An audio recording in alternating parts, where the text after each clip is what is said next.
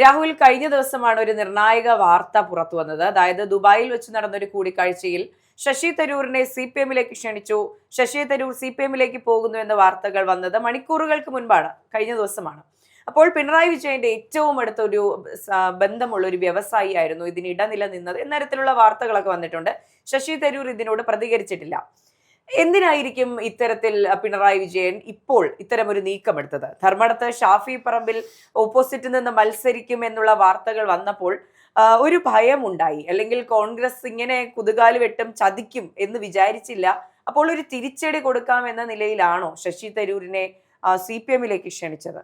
അല്ല, CPM-നെ സംബന്ധിച്ച് ശശി തരൂർ എന്ന് പറയുന്ന ഒരു സ്ഥാനാർത്ഥി വലിയൊരു മികച്ച സ്ഥാനാർത്ഥി തന്നെയാണ്. കാരണം കോൺഗ്രസ് ദേശീയ തലത്തിൽ എടുത്തു കാണിക്കുന്ന ഒരു നേതാക്കന്മാരിൽ ഒരാളാണ് ശശി തരൂർ എന്ന് പറയുന്നത്. കോൺഗ്രസിന്റെ ഒരു സ്റ്റാർ കാൻഡിഡേറ്റ് എന്ന് വേണമെങ്കിൽ പറയാം. അപ്പോൾ ധർമ്മടത്തിനെ സംബന്ധിച്ച് കഴിഞ്ഞ കുറച്ച് ദിവസങ്ങളായിട്ട് വലിയ രീതിയിലുള്ള ചർച്ചകളാണുള്ളത്. ധർമ്മടത്ത് കോൺഗ്രസിന്റെ ഒരു സ്റ്റാർ സ്ഥാനാർത്ഥിയായിരിക്കും വരാൻ പോകുന്നത്. അത് ഷാഫി പറമ്പിലാണ് എന്ന് പറയുന്ന കുറെ ഊഹാപോഹങ്ങളുണ്ട്. അതിനപ്പുറത്തേക്ക് K. സുധാകരനാണ് മത്സരിക്കാൻ പോകുന്നത് എന്ന് പറയുന്ന അപ്ഡേഷൻസ് ഉണ്ട്. അപ്പോൾ എന്ത് തന്നെയാണെങ്കിലും കടുത്തൊരു മത്സരമായിരിക്കും ധർമ്മടത്ത് നടക്കാൻ പോകുന്നത്. പിണറായി വിജയനെതിരെ നല്ലൊരു സ്ഥാനാർത്ഥിയെ കോൺഗ്രസ് നിർത്തും.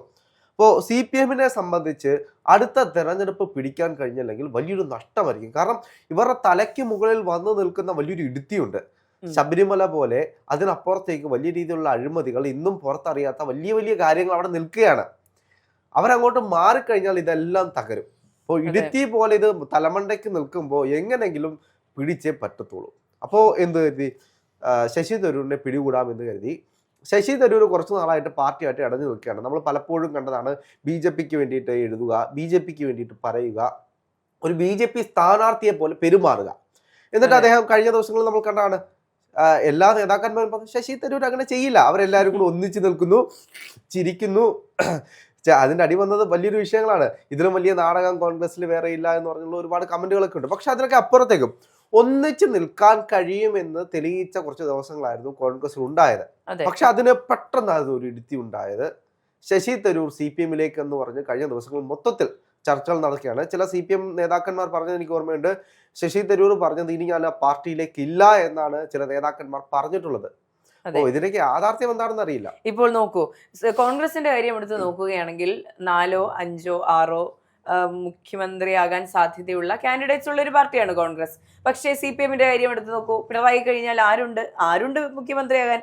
അപ്പോൾ നമുക്കൊരു മുഖ്യമന്ത്രി സ്ഥാനാർത്ഥി ഇല്ല, അപ്പൊ നമുക്കൊരു മുഖ്യമന്ത്രി സ്ഥാനാർത്ഥിയെ വാങ്ങാം എന്നൊരു തീരുമാനത്തിലേക്ക് CPM എത്തുന്നു. അതിന്റെ ഭാഗമായി ദുബായിൽ നടത്തിയ സ്വകാര്യ കൂടിക്കാഴ്ചയിൽ ശശി തരൂരിനെ ഇങ്ങോട്ട് ക്ഷണിക്കുന്നു. ഇതൊക്കെയാണ് നടക്കുന്നത്. പക്ഷെ ശരിക്കും ഇതിന്റെ പിന്നിൽ നടന്നത് എന്താണ്? ധർമ്മടത്ത് പിണറായി തോൽക്കുമെന്നുള്ള ഭയം CPM-ൽ ഉണ്ടായിട്ടുണ്ട്. ഇപ്പോൾ ഭരണവിരുദ്ധ വികാരം ഇല്ല എന്ന് CPM പ്രവർത്തകർ പറയുമ്പോൾ പോലും ഒരു വിഭാഗം ആൾക്കാർ പറയുന്നുണ്ട് പിണറായി വിരുദ്ധ വികാരം ഉണ്ട് എന്നുള്ള ഒരു ചെറിയൊരു സംശയമുണ്ടെന്ന്. അപ്പോൾ ആ സംശയത്തിന്റെ പുറത്ത് ഇപ്പോൾ K. സുധാകരനോ അതുപോലെ തന്നെ ഷാഫി പറമ്പിലോ ധർമ്മടത്ത് നിന്നാൽ പിണറായി തോൽക്കാനുള്ള സാധ്യത വലുതാണ്. കനകൊല്ലുവിന്റെ റിപ്പോർട്ടിൽ പറയുന്നത് പിണറായിയുടെ സ്വന്തം സ്ഥലത്ത് ധർമ്മടത്ത് തന്നെ വിറപ്പിക്കണം എന്നുള്ളതാണ് അവരുടെ അജണ്ട. അപ്പോൾ അത്തരത്തിൽ ഷാഫി ഇറക്കി മത്സരിപ്പിച്ച് പിണറായി തോൽക്കാതിരിക്കാൻ ഒരു സാധ്യത ഉണ്ടാക്കിയെടുക്കുക. അഥവാ പിണറായി തോറ്റാൽ മുഖ്യമന്ത്രിയാകാൻ ഒരാൾ വേണ്ടേ? അതിനുവേണ്ടിയാണ് ശശി തരൂരിനെ CPM-ലേക്ക് ക്ഷണിച്ചിരിക്കുന്നത്. എന്തായാലും ശശി തരൂർ പ്രതികരിച്ചിട്ടില്ല. CPM-നെ സംബന്ധിച്ച് മികച്ചൊരു തീരുമാനമാണ്. ഒരു ബൂം നടപടി എടുക്കാനില്ല. ശശി തരൂരിനെ പോലെ കോൺഗ്രസ് സ്ഥാനാർത്ഥിയാക്കാൻ വെച്ചിരുന്ന, അല്ലെങ്കിൽ അദ്ദേഹം തന്നെ ശശി തരൂരിന് ആഗ്രഹമുണ്ടായിരുന്നു മുഖ്യമന്ത്രി ആവണം. അദ്ദേഹം സ്വന്തമായിട്ടൊരു സർവേ ഒക്കെ നടത്തിയാണ്. അതിൽ അദ്ദേഹം തന്നെ കേരളത്തിന്റെ മുഖ്യമന്ത്രിയായി വരണമെന്ന് കേരളത്തിലെ ജനങ്ങൾ ആഗ്രഹിക്കുന്നു എന്നുവരെ പറഞ്ഞ ഒരാളാണ് ശശി തരൂർ എന്ന് പറയുന്നത്. അപ്പം അദ്ദേഹത്തെ കേരളത്തിന്റെ മുഖ്യമന്ത്രി ആക്കുകയാണെങ്കിൽ, CPM-ന്റെ മുഖ്യമന്ത്രി ആക്കുകയാണെങ്കിൽ അത് വലിയൊരു മുന്നേറ്റമായിരിക്കും CPM-നെ സംബന്ധിച്ച്. ഇപ്പോൾ അദ്ദേഹത്തിന്റെ കടുകട്ടിയായിട്ടുള്ള ഇംഗ്ലീഷ് ആണെങ്കിലും മറ്റു ഭാഷാ ശൈലി കൊണ്ടാണെങ്കിലും CPM-ന്റെ അടിപൊളി മാറ്റിയെടുക്കാൻ പിണറായി വിജയന് ശേഷം ശശി തരൂരായിരിക്കും ഏറ്റവും വലിയ CPM-ന്റെ നായകൻ. അതെ, ഒന്ന് ആലോചിച്ച് നോക്കൂ. ഒരു തരത്തിൽ പറയുകയാണെങ്കിൽ ശശി തരൂരിനെ വ്യക്തമായി യൂസ് ചെയ്യാൻ അദ്ദേഹത്തിന്റെ ഒരു സ്റ്റാർ ഇൻഫ്ലുവൻസ്, അതുപോലെ തന്നെ അദ്ദേഹത്തിന്റെ അറിവ്, ജ്ഞാനം, ഇതെല്ലാം വ്യക്തമായി യൂസ് ചെയ്യാൻ കോൺഗ്രസിനായിട്ടില്ല എന്നുള്ളത് ഒരു വസ്തുതയാണ്. അദ്ദേഹത്തിന് കോൺഗ്രസിൽ ഇരുന്നു കൊണ്ട് ചെയ്യാൻ പറ്റുന്നതിന്റെ മാക്സിമം ആയി കഴിഞ്ഞു. ഇനി ഒന്നുകിൽ BJP-യോടൊപ്പം ചേർന്ന് കേന്ദ്രത്തിൽ ഇടപെടുക, അല്ലെങ്കിൽ ഈ പറയുന്നത് പോലെ കേരളത്തിൽ ഒരു ഇൻഫ്ലുവൻസ് ചെലുത്തുക. എന്ത് തന്നെയായാലും അടുത്ത തെരഞ്ഞെടുപ്പിൽ, നിയമസഭാ തെരഞ്ഞെടുപ്പിൽ ഇടതുപക്ഷം ജയിക്കുമെന്നതിന് ഒരു ഗ്യാരണ്ടിയും ഇല്ല. ശശി തരൂരിനെ കോൺഗ്രസ് ഉപയോഗപ്പെടുത്തിയിട്ടില്ല എന്നുള്ള സ്റ്റേറ്റ്മെന്റിനോട് ഞാൻ യോജിക്കുന്നില്ല. കാരണം അതിന്റെ പ്രധാനപ്പെട്ട കാരണം എന്ന് പറയുന്നത്, ഇത്രയും കാലം ശശി തരൂരിനെ കേന്ദ്രത്തിലേക്ക് കൊണ്ടുപോയി, അത് തിരുവനന്തപുരത്ത് നിന്ന് കേന്ദ്രത്തിൽ കൊണ്ടുപോയിട്ട് അവിടെയാണ് അദ്ദേഹത്തിന്റെ തട്ടക. അവിടെ അദ്ദേഹത്തിന് കൊടുക്കാൻ കഴിയുന്ന എല്ലാ കാര്യങ്ങളും കോൺഗ്രസിൽ കൊടുത്തു. പക്ഷെ അധികാരം വേണ്ടേ? അധികാരമുണ്ടെങ്കിൽ മാത്രമേ ഏതെങ്കിലും അധികാര കേന്ദ്രങ്ങളിലേക്ക് അദ്ദേഹത്തിന് പരിഗണിക്കാൻ പറ്റൂ. അധികാരമോ ഒന്നുമില്ലാത്തൊരു സ്ഥലത്ത് അവിടെ ചെന്ന് വെറുതെ കയ്യും കെട്ടി ഇരിക്കാനുള്ളത് പിന്നെ എന്താണ് കഴിയുന്നത്? പിന്നീട് നല്ല പ്രസംഗങ്ങൾ കാഴ്ചവെക്കുക, അത് അദ്ദേഹമാണ് ചെയ്യേണ്ടത്. അദ്ദേഹത്തിന് അവസരങ്ങൾ പാർട്ടി കൊടുക്കുന്നു. ആ അവസരങ്ങളിൽ അദ്ദേഹം തന്റെ നാടിന് വേണ്ടിയിട്ട് അല്ലെങ്കിൽ ഈ രാജ്യത്തിന് വേണ്ടിയിട്ട് വലിയ രീതിയിലുള്ള ശക്തമായിട്ടുള്ള പ്രതിഷേധങ്ങൾ ഉണ്ടാക്കിയെടുക്കും. അതെ, ഇപ്പോൾ കഴിഞ്ഞ കുറെ ദിവസങ്ങളും മാസങ്ങളും, എനിക്ക് തോന്നുന്നു ഒരു 2 വർഷം അടുപ്പിച്ച് നോക്കുകയാണെങ്കിൽ അദ്ദേഹം, എനിക്ക് തോന്നുന്നു കോൺഗ്രസ് കൊടുത്ത ഈ അവസരങ്ങളിൽ അദ്ദേഹം തൃപ്തനായിരുന്നില്ല. മോദി കൊടുക്കുന്ന അവസരങ്ങളിലായിരുന്നു അദ്ദേഹം തൃപ്തനായിരുന്നത്. നമ്മൾ കണ്ടിരുന്നു പെഹൽഗാം ആക്രമണവുമായി ബന്ധപ്പെട്ട് വിദേശ രാജ്യങ്ങൾ സന്ദർശിച്ചതിലൊക്കെ അദ്ദേഹം തൃപ്തനായിരുന്നു. അപ്പോൾ അദ്ദേഹത്തിന് എന്താണോ വേണ്ടത് അത് കോൺഗ്രസിന് കൊടുക്കാനായില്ല. അതുകൊണ്ട് പാർട്ടി മാറി ചേക്കേറാൻ തീരുമാനിച്ചു. അദ്ദേഹത്തിന് ഇന്റർനാഷണൽ പൊളിറ്റിക്സിനോടാണ് വലിയ താല്പര്യമുള്ള ഒരാളാണ്.